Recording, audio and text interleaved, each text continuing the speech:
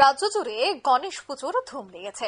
একেবারে শহর থেকে শুরু করে শহরতলি প্রত্যেকটা জায়গাতেই গণেশ পূজা।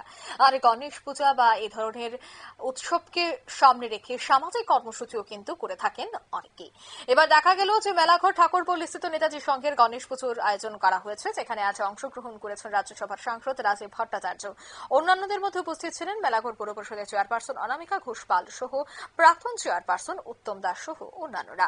গণেশ পুজো উপলক্ষে অর্থনৈতিকভাবে দুর্বল শ্রেণীর স্থানীয় লোকজনদের মধ্যে বস্ত্র বিতরণ করেন উদ্যোক্তাদের তরফ থেকে।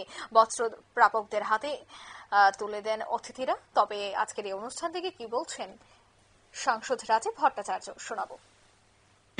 পালন করছে আমাদের প্রাথমিকতা কি, যে মানুষের পাশে থাকা আমাদের সরকারের লোক, এবং সেখানে গরিব হতে পারে, সেখানে মহিলা হতে পারে, সেখানে যুবক হতে পারে, শ্রমিক হতে পারে, প্রত্যেকের জন্য কিছু না কিছু ব্যবস্থা আমাদের সরকার নিয়েছে বলে মানুষের মধ্যে একটা আত্মবিশ্বাস এসছে যে না, আমরা এই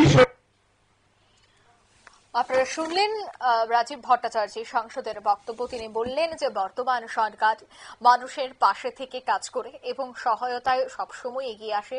তাই এই ধরনের উদ্যোগ যেন প্রত্যেকেই গ্রহণ করেন। বিভিন্ন সামাজিক সংস্থা, বিভিন্ন ক্লাব যেন এই সমস্ত উৎসবের মধ্য দিয়ে এই সামাজিক কর্মসূচিটুকু ধরে রাখেন, তার বার্তাও আজ দিলেন সাংসদ। নিয়ে নিচ্ছি ছোট একটি বিজ্ঞাপন বিরতি, সঙ্গে থাকুন।